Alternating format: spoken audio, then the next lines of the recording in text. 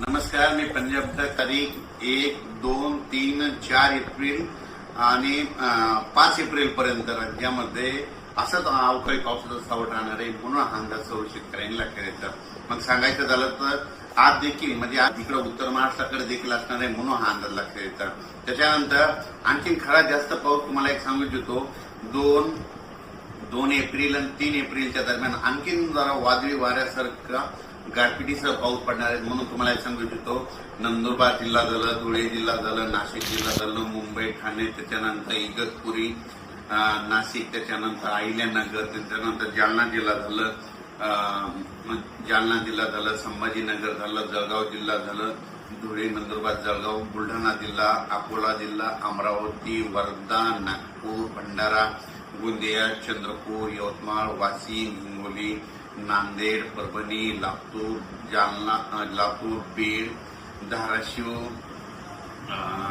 त्याच्यानंतर जालना, त्याच्यानंतर अकोला, अमरावती ह्या पट्ट्यात आणि त्याच्यानंतर इकडं साताऱ्यापासून म्हणजे कोल्हापूर, सातारा तसेच पुणे ते तसा पट्टा संगमनेर, अहिल्यानगर, जळगावपर्यंत चांगल्या स्वरूपाचा पाऊस पडणार आहे. काही ठिकाणी खूप गारपीट पाहायला भेटणार आहे. गारपीट देखील होणार आहे म्हणून ज्यांचं कांदा असेल, गहू असेल त्यांनी काळजी करून घ्यावी. या पावसामध्ये विजेचं प्रमाण जास्त आहे म्हणून शेतकऱ्यांनी झाडाखाली थांबू नये, आपली पाळीव प्राणी पशुधन झाडाखाली बांधू नये म्हणून हे देखील सर्व लक्षात येतं. म्हणजे 4 तारखेपर्यंत 4 एप्रिलपर्यंत राज्यात असंच अवकाळीचं दररोज वेगवेगळ्या जिल्ह्यात वेगवेगळ्या विभागात पाऊस पडणार आहे म्हणून हा अंदाज लक्षात येतं. 5 एप्रिलला फक्त नागपूरमध्ये, वर्धा, भंडारा 5 तारखेला तिकडं जाईल आणि 6 तारखेपासून राज्यातलं वातावरण कोरडं होईल. म्हणजे 6 एप्रिल नंतर राज्यात कोरडा हवामान होणार आहे म्हणून हा अंदाज सर्व शेतकऱ्यांना लक्षात येतात. पण आणखीन पण 31, 1, 2, 3, 4 तारखेपर्यंत 5 दिवस पावसाळ्यासारखा पाऊस पडणार आहे. खूप ठिकाणी गारपीट होणार आहे.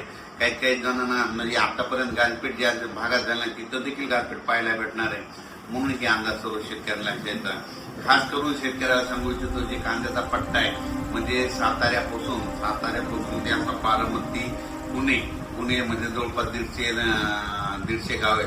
तर पुणे असा कोकणपट्टी, त्याच्यानंतर अहिल्यानगर, बीड जिल्हा, संभाजीनगर, इकडे नाशिक, जळगाव ह्या पट्ट्यामध्ये जरा जास्त गारपीट होणार आहे म्हणून हा अंदाज त्या कांद्याच्या शेतकऱ्यांना लक्षात येताना आपण आपले कांदे असतात तर काढून झाकून ठेवायचे म्हणून हे देखील त्या शेतकऱ्यांना लक्षात येतं. मराठवाड्यात देखील गारपीट होणार आहे. मराठवाड्यात देखील काय होणार आहे, परभणी जिल्ह्यात इकडे पालम तालुक्यामध्ये, इकडे नांदेड भागामध्ये होणार आहे, इकडे जिंतूर, वालोर जिंतूर परिसरामध्ये होणार आहे. ही देखील मराठवाड्यातल्या परभणी जिल्ह्यातल्या शेतकऱ्यांना अंदाज लक्षात येतात.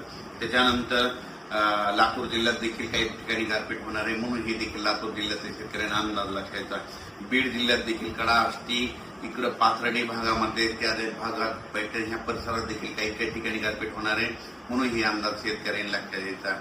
म्हणजे सांगायचं झालं तर अकोला जिल्हा, बुलढाणा जिल्हा, तर बुलढाणा जिल्ह्यात घाटाच्या खाली म्हणजे शिंदखेड राजापासून ते बुलढाणा, चिखली या परिसरांना घाटाच्या खाली खूप मोठ्या प्रमाणात गारपीट होणार आहे म्हणून शेतकऱ्यांना आपली जनावरे, पाळीव प्राणी, पशुधन व्यवस्थित ठिकाणी ह्या 4 एप्रिलपर्यंत बांधून ठेवून स्वतःचं संरक्षण करावे.